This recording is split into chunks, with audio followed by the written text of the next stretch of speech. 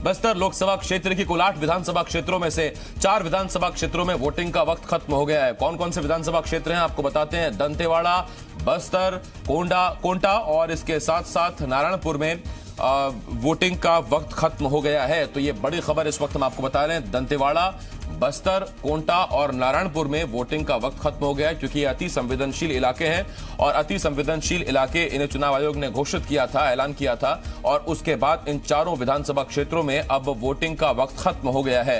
हालांकि जो लोग 3 बजने से पहले लाइन में लग गए थे, उन्हें अपने मताधिकार का इस्तेमाल करने का मौका जरूर मिलेगा। तो ये बड़ी खबर इस वक्त हम आपको बता रहे हैं और बड़ी खबर यह कि बस्तर की कुल 4 विधानसभा क्षेत्रों पर में वोटिंग का समय खत्म हो गया है। सत्यप्रकाश, जी मीडिया संवाददाता, इस वक्त इस बड़ी खबर पर हमारे साथ जुड़ रहे हैं। सत्या, 3 बज चुके हैं 4 विधानसभा क्षेत्रों, जिसमें से दंतेवाड़ा, इसके साथ साथ बस्तर, कोंटा और नारायणपुर, यहां 3 बजते ही वोटिंग का वक्त खत्म हो गया। हालांकि ये जैसा नियम रहते हैं कि जो लाइन में पहले लग गया 3 बजे से पहले मताधिकार का मौका मिलेगा, लेकिन वोटिंग फीसद थोड़ा सा कम रहा इस बार।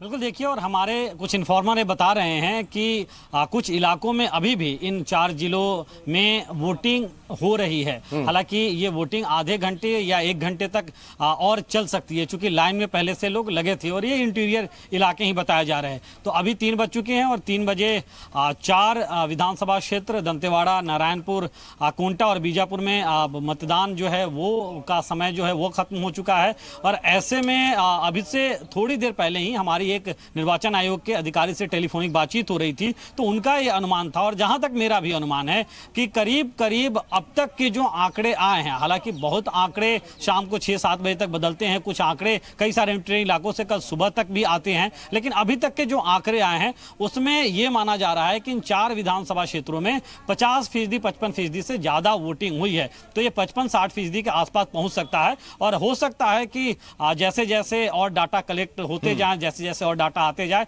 ये आंकड़ा बढ़ भी सकता है। तो इसे एक ठीक जो है वो मतदान प्रतिशत अभी तक के मुताबिक कहा जा सकता है। हालांकि आधिकारिक तौर पे अभी आंकड़े आने बाकी है।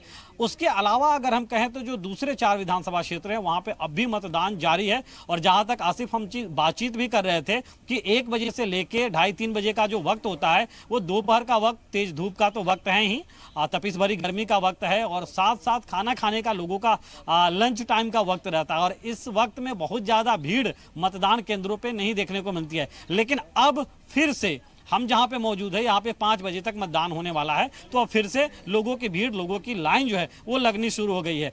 हम अब महिलाएं खास तौर पे अगर हम कहें तो दोपहर का कामकाज इन्होंने निपटाया है, खाना वाना खा लिया है ये, और ये लोग अब आई हैं फिर से वोट देने। हम कुछ लोगों से बात भी करते हैं और उनसे जानने की कोशिश करते हैं। आप आराम से आई हैं बिल्कुल वोट देने, बताएं हमारे दर्शकों को क्या हो रहा था। अभी खाना वाना खा के आई हैं? बढ़िया, आराम से खा लिए, खाना वाना खा के आ लिए। हाँ, तो अब ऐसा था कि अब लाइन में भी लगना पड़े, लेकिन कोई बात नहीं, थोड़ा देर लाइन में लग जाएंगे। लाइन में है ना? लाइन में है। अच्छा, आप हो गया, आप लोग का हो गया। अच्छा, क्या सोच के आप लोगों ने मतदान किया है? किस तरह का जनप्रतिनिधि या किस तरह की सरकार हम चुने? हम चुने हैं सरकार, सबका काम आए, सबका काम। हाँ। सबका सुने, इसलिए सुने और क्षेत्र का विकास हो, सबका फैसला हो। कैसी सरकार आप लोग चुनना चाह रहे हैं? कैसा ऐसी जनप्रतिनिधि सरकार सुनना चाहिए। सब बच्चे पढ़े हैं, उन लोग को नौकरी चाहिए। हाँ। पूरा हाँ। रोड भी नहीं है, आसना का रोड बिल्कुल। हाँ, तो रोड चाहिए। हाँ, रोड भी चाहिए। सत्या, ये जो तमाम सम्मानित महिलाएं हैं, सम्मानित महिला मतदाता हैं, इनसे मेरा एक सवाल पूछ लीजिए। इनसे जरा ये पूछिए कि क्या ये बात जानते हैं कि पूरे देश में जितनी लोकसभा सीटें हैं उसमें चंद ऐसी लोकसभा सीटें हैं जहां महिला मतदाता ज्यादा हैं पुरुषों से, और ये बात उन्हें कितना फख्र महसूस कराती है? बिल्कुल, देखिए, हम ये भी पूछते हैं आसिफ। अच्छा, ये बताइए, आपने पहली बार वोट दिया है क्या? नहीं, पहले भी दे चुकी? पहले भी दे चुकी। अच्छा, हम यहाँ पे देख रहे हैं कि पुरुष मतदाताओं से ज्यादा तो महिलाएं लाइन लगा के आ रही है, वोट दे रही है। तो महिलाओं में उत्साह ज्यादा है ना, इसलिए। अच्छा, महिलाओं में उत्साह ज्यादा है, जागरूक ज्यादा है। हाँ, जागरूक। अच्छा, महिलाओं में उत्साह ज्यादा है, जागरूक ज्यादा है, इसलिए पुरुष मतदाताओं की अपेक्षा महिलाएं जो हैं वो ज्यादा तादाद में निकल रही हैं और वोट दे रही है। देखिए, पर्व कोई भी होता है आसिफ, आप भी देखते होंगे, हम भी देखते हैं, पर्व त्योहार में महिलाओं की खुशी निश्चित तौर पर पुरुषों से थोड़ी ज्यादा होती है। और एक पर्व ही है ये लोकतंत्र का सबसे बड़ा पर्व। और बढ़िया से तैयार होकर जो महिलाएं यहाँ भी मौजूद है वो आई हैं आराम से खाना वगैरह खाकर, घर का कामकाज निपटाकर, कि चलते हैं अब लोकतंत्र के सबसे बड़े पर्व में हिस्सेदार बनते हैं, मतदान करके आते हैं, लाइन में लगना होगा तो लगेंगे, खाना वाना तो खा ही लिए। तो एक तस्वीर हमें सुबह में दिखती है कि लोग कहते हैं कि पहले मतदान फिर जलपान, और दूसरी तस्वीर हमें दोपहर या उसके बाद दिखती है कि लोग आराम से आते हैं कि नहीं अब चलो अब पर्व की तरह इसे एंजॉय किया जाए। आसिफ, ठीक है, मतदान है जरूरी लेकिन जलपान भी है जरूरी, क्योंकि घर के जो खाद्य मंत्रालय या फिर जो कहिए होम मिनिस्ट्री वो यही लोग हैं, तो बाकी जिम्मेदारी भी इन्हीं पर है कि पहले बच्चों को पति को खाना खिला दें, उसके बाद फिर जिम्मेदारी जो मतदान की है उसको भी हम निभाएंगे। खैर, जिन्होंने जलपान से पहले मतदान कर दिया अच्छी बात है, लेकिन जलपान अगर आपने कर लिया है तो मतदान का वक्त है, मतदान करने भी आप पहुंच जाएं। सत्या, मैं आपके पास आ रहा हूं। मेरा एक सवाल था आपसे और मैं वो सवाल पूछना चाहता था। आपने अभी हम चर्चा कर रहे थे, आपने कहा कि इस बार चेहरा पढ़ नहीं पा रहे हैं वोटर्स का बस्तर का कि क्या कहना चाहते हैं, लेकिन जरा मैं आपसे इशारों में यह पूछ रहा हूं कि विधानसभा चुनावों से पहले बस्तर के वोटर्स का जो चेहरा था कमोबेश वही चेहरा है कुछ कुछ, या फिर चेहरा कुछ कुछ बदला हुआ है? फेस रीडिंग भी करनी पड़ती है हमें कई बार। नहीं थोड़ा बहुत बदला हुआ तो दिखाई दे रहा है आसिफ, क्योंकि विधानसभा चुनावों के वक्त हमने देखा था कि एक तरह से वोटर साइलेंट था और उसकी खामोशी की वजह जब अनौपचारिक तौर पे उनसे बातचीत होती थी या बगैर कैमरे माइक के उनसे बातचीत होती थी तो उनका कहना था कि उनमें गुस्सा है। ये गुस्सा स्थानीय स्तर पे जनप्रतिनिधियों को लेकर भी था, ये गुस्सा अधिकारियों को लेकर भी था, और ये गुस्सा कुछ न कुछ मौजूदा सरकार को लेकर भी था। हालांकि 15 साल से बीजेपी की गवर्नमेंट थी और ऐसे में एंटी इनकम्बेंसी होना एक बाजी बात भी होती है, लेकिन उसे समय रहते डैमेज कंट्रोल नहीं करने पर एक बड़ा खामियाजा भी भुगतना पड़ता है। और जनता मौन थी और जनता ने जो है वो अपने मताधिकार का प्रयोग किया, सत्ता चेंज की, सरकार चेंज की, और अब कांग्रेस की सरकार है। लेकिन लोकसभा चुनाव में अगर हम बात करें या जो हम देख पा रहे हैं पिछले 2-3 दिनों से बस्तर में, तो एकदम से विधानसभा जैसा माहौल तो नहीं दिखाई दे रहा, लेकिन फिर भी वोटर साइलेंट है। हालांकि कुछ लोग बोल भी रहे हैं क्योंकि मुद्दे जो हैं वो मुद्दे इस बार स्थानीय तो हैं ही, लेकिन साथ साथ राष्ट्रीय मुद्दे भी हैं। इस बार कांग्रेस जैसे हमने देखा कि राफेल का मुद्दा हो या दूसरे कई सारे मुद्दे हो, उसे जनता तक पहुंचाने की काम किया, वादा नहीं निभाया गया। इस तरह से लोगों के बीच कांग्रेस जाकर केंद्र सरकार या बीजेपी के लिए बातें कहती नजर आई। वहीं बीजेपी जो मौजूदा अभी छत्तीसगढ़ में सरकार है या इसके अलावा जिस तरह से सर्जिकल स्ट्राइक की गई, इन सब तमाम मुद्दों को लोगों तक पहुंचाई या जिन योजनाओं का लाभ मिल रहा है लोगों को केंद्र के, उन योजनाओं के बारे में बताई। तो कहीं ना कहीं सबने अपने स्तर पे पार्टियों ने कोशिश की है, लेकिन अब मतदाता किस पे भरोसा जताता है ये देखने वाली बात होगी। लेकिन हाँ, ये ऐसा नहीं कहा जा सकता है कि एकदम विधानसभा जैसी स्थिति है, नेक टू नेक वाली भी स्थिति कई सारे इलाकों में हमने देखा दिखाई दे रही है। अब बस्तर का मतदाता जागरूक है और ये जागरूक मतदाता कैसे जनप्रतिनिधि को चुनती है, किस तरह की सरकार चुनने में आगे बढ़ती है, ये बड़ा देखने वाला बात होगा और बड़ा दिलचस्प भी होगा, क्योंकि साइलेंट वोटर कहीं ना कहीं ज्यादातर जो वोटर है वो साइलेंट कहीं ना कहीं दिखाई दे रहे हैं। सत्या, 1998 के बाद से एक परिवार का ही कब्जा रहा इस सीट पर। पहले बलिराम कश्यप, उसके बाद उनके बेटे दिनेश कश्यप, और बलिराम कश्यप करीब 4 बार वहां से सांसद रहे, फिर दिनेश कश्यप 2 बार से सांसद रहे। बीजेपी के ही ज्यादातर लोकसभा सांसद रहे 98 के बाद से, जैसा हम बता भी रहे हैं। तो ये जो एंटी इनकम्बेंसी है इस बार पार्टी ने खत्म तो कर दिया है। कश्यप उम्मीदवार हैं लेकिन एक नए चेहरे को वहां आजमाया गया है। एंटी इनकम्बेंसी परिवार के प्रति है या फिर पार्टी के प्रति है? देखिए, परिवार पे तो लोग भरोसा जताते आ ही रहे थे और इस बार भरोसा जताते कि नहीं, हालांकि ये बात अधर में है, लेकिन भरोसा जताते तो आ रहे थे। और इसी बिना पे फिर से दिनेश कश्यप इस बात के लिए बाट जो रहे थे कि उन्हें फिर से पार्टी टिकट देगी, लेकिन अब बैजूराम कश्यप जो हैं उन्हें पार्टी ने टिकट दिया। ऐसे में चुनौती बीजेपी के सामने एक अपने आप में बड़ी है कि क्या कश्यप परिवार उस जोशो खरोश, उस जोशो जुनून के साथ बैजूराम कश्यप को सपोर्ट कर रहा है। ये भी अपने आप में एक बड़ा सवाल है। और अगर सपोर्ट कर रहा है और जो जनाधार कश्यप परिवार का है और दूसरी तरफ जो जनाधार बैजूराम कश्यप का भी है, तो ये अगर सपोर्ट हो रहा है तब तो उनके लिए फायदेमंद स्थिति वाली बात है। और अगर कहीं से भी जो है वो जो लोग जो उस परिवार पे भरोसा जताते थे या वो परिवार खुद भी अगर भीतर खाने में सपोर्टिव नहीं है, तो स्थितियां जो है वो विपरीत वाली भी बनती हुई दिखाई दे सकती है। दूसरी तरफ अगर हम कांग्रेस की बात करें तो कांग्रेस में भी कई सारे बड़े चेहरे थे जो लाइन में थे लोकसभा चुनाव में टिकट पाने के लिए। जैसे कर्मा परिवार से हम कहें तो देवती कर्मा जो विधानसभा चुनाव का हार गई थी। इसके अलावा ये भी चर्चा में बात थी कि कवासी लखमा जो आबकारी मंत्री हैं, कोंटा क्षेत्र से विधानसभा में चुनकर आए हैं, उनको लोकसभा का टिकट दिया जा सकता है या उनके बेटे को दिया जा सकता है। लेकिन इन तमाम समीकरणों बातों को दरकिनार करके कांग्रेस के भी राष्ट्रीय हाईकमान ने दीपक बैज पे भरोसा जताया। तो ऐसे में उनके सामने भी चुनौती है कि क्या वरिष्ठों का सहयोग उन्हें उस तरह से मिल रहा है। तो चुनौतियां, ठीक है, मैं लौट रहा हूं आपके पास। सत्या, देखिए, दीपक बैज विधायक हैं, चित्रकूट से चुनकर आए थे और विधानसभा में बेहतर काम किया, एक बार फिर विधानसभा में जीत कर आए। युवा हैं, राहुल गांधी के भी चहेते बताए जाते हैं और उनका काम भी राहुल गांधी को पसंद है। ये इस तरह की खबरें आ रही थी। हालांकि कुछ बड़े नाम थे, जैसे सत्या बता भी रहे हैं, इसमें कवासी लखमा, देवती कर्मा, चूंकि महेंद्र कर्मा यहां से एक बार लोकसभा चुनाव जीत चुके हैं, उनकी पत्नी जो दंतेवाड़ा विधानसभा सीट हार गई थी अभी भीमा मंडावी से, उनका भी नाम चर्चा में था। ये सब इन पर हम बात करेंगे। लेकिन इस बीच बड़ी खबर है, बस्तर के श्यामगिरी में बुलेट पर बैलेट भारी पड़ता नजर आ रहा है।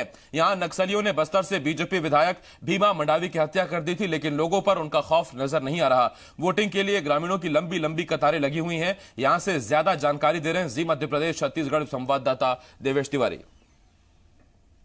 हम इस समय श्यामगिरी और खूंटेपाल के पोलिंग बूथ में हैं। आप देख सकते हैं कि लगभग 48 घंटे पहले यहां दंतेवाड़ा के विधायक की नक्सली हमले में मौत हुई है। 4 जवान शहीद हुए हैं। उसके बाद भी लोगों को उत्साह है, जज्बा है, लोकतंत्र के प्रति जो उनकी आस्था है, उसका असर यहां पर दिख रहा है।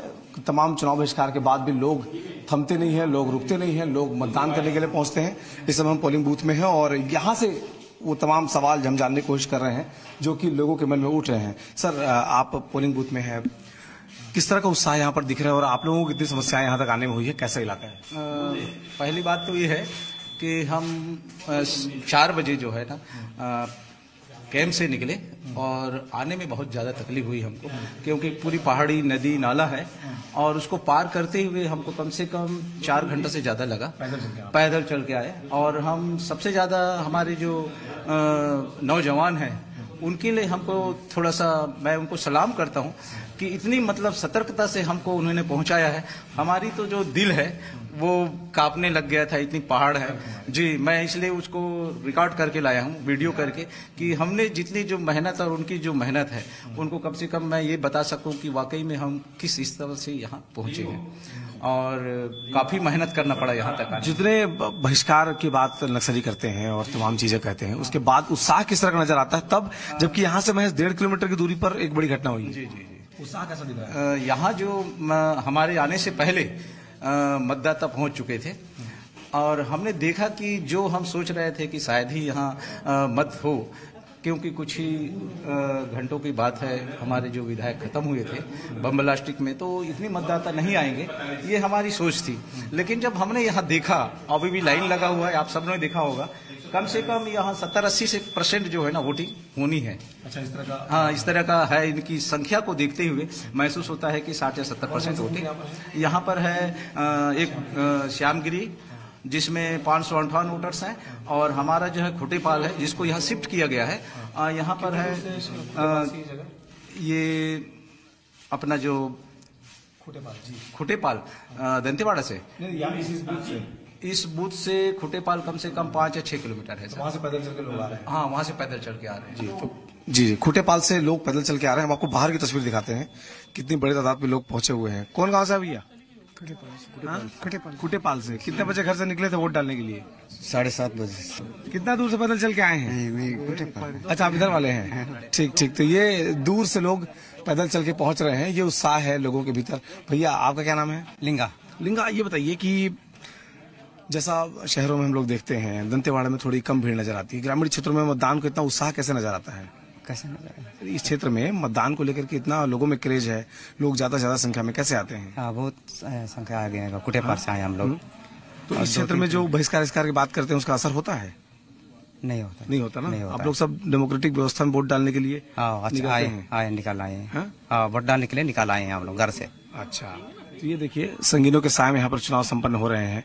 छत से लेकर के ड्रोन और तमाम वो एहतियात के कदम जो हो सकते हैं इस क्षेत्र में वोटिंग के लिए, वो तस्वीर जो है यहाँ पर नजर आ रही है। खूंटेपाल से और श्यामगिरी 2 पोलिंग बूथ को यहाँ पर रखा गया है।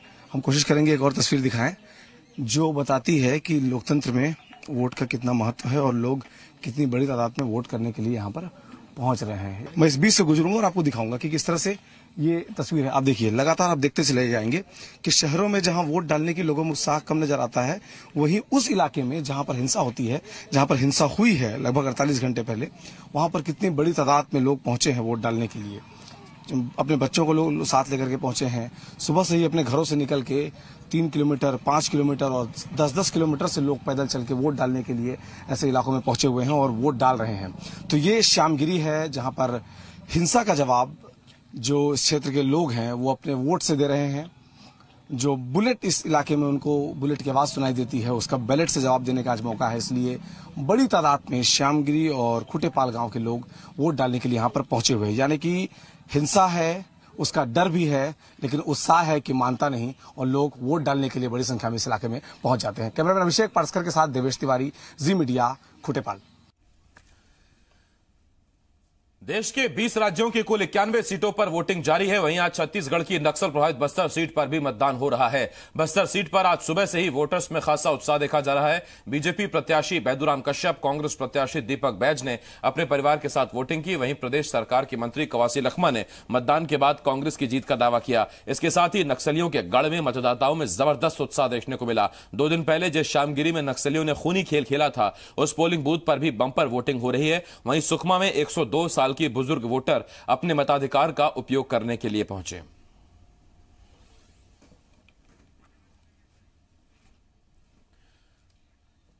और दंतेवाड़ा से जी मीडिया संवाददाता देवेश तिवारी इस वक्त हमारे साथ जुड़ रहे हैं। हालांकि अब वहां पर वोटिंग थम चुकी है, लेकिन लाइन में जो लोग लगे हुए थे उनको मताधिकार का मौका जरूर मिलेगा। देवेश, मैं सीधा आपके पास आ रहा हूं। दंतेवाड़ा, बीजापुर, नारायणपुर, कोंटा, ये 4 विधानसभा क्षेत्र हैं जहां पर 3 बजते ही वोटिंग थम गई है। लेकिन जरा तस्वीरें दिखाइए, कितने लोग हैं जो अभी भी लाइनों में लगे हुए हैं और उन्हें मताधिकार का मौका मिलेगा? देखिए, यहाँ पर कोई कतार नहीं लगी है। लगभग जिन लोगों को मताधिकार का प्रयोग करना था, लगभग सारे लोगों ने मताधिकार का प्रयोग कर लिया है।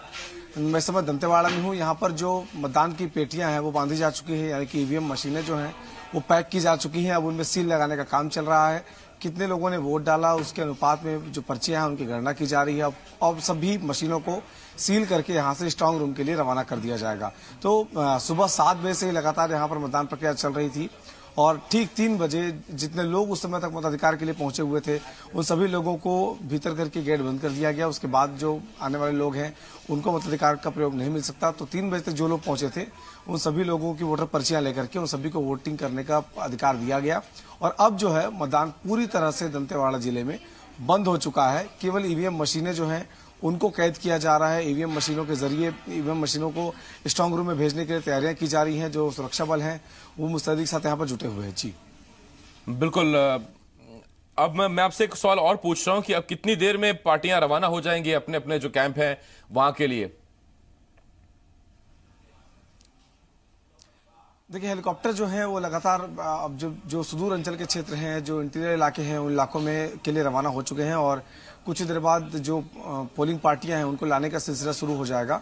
शुरुआती जो आधे घंटे होते हैं 3 बजे के बाद जो 3:30 बजे तक ये जो समय होता है यह मशीनों को पैक करने का समय होता है। जो कागज होते हैं जिसमें तमाम जो मतदाताओं की रिपोर्ट लिखी होती है, जिसके आधार पर मतदान का प्रतिशत तैयार होता है, उसे तैयार करने का सिलसिला चल रहा है। अब तमाम लोग जो रिटर्निंग ऑफिसर जितने हैं मतदान केंद्रों के, वे सभी लोग जो यहाँ के स्ट्रांग रूम जहाँ पर बनाया गया है वहाँ पर पहुंचेंगे। सभी को हेलीकॉप्टर के जरिए जो सुदूर अंचल के इलाके में जो तैनात लोग हैं उन सभी लोगों को वहाँ लाया जाएगा और एक बार सभी लोगों से कितने प्रतिशत मतदान हुए इसके लिए मतगणना के लिए जो मतदान का प्रतिशत है उसे जानने के लिए सबकी जो पर्चियां हैं, जो रजिस्टर उन्होंने तैयार किया है, उससे मत का मिलान किया जाएगा। कितने वोटर उनके क्षेत्र में थे, उसमें से कितने लोगों ने मतदान किया है। बाद में पूरे जिले के जितने पोलिंग बूथ हैं सभी की गणना की जाएगी और अंत में यह निर्णय निकलेगा कि आखिर कितने प्रतिशत मतदान छत्तीसगढ़ के पहले फेज में बस्तर के चुनाव में देखने को मिले हैं। ठीक है, बने रहे आप हमारे साथ। देवेश और सत्या भी हमारे साथ लगातार बने हुए हैं।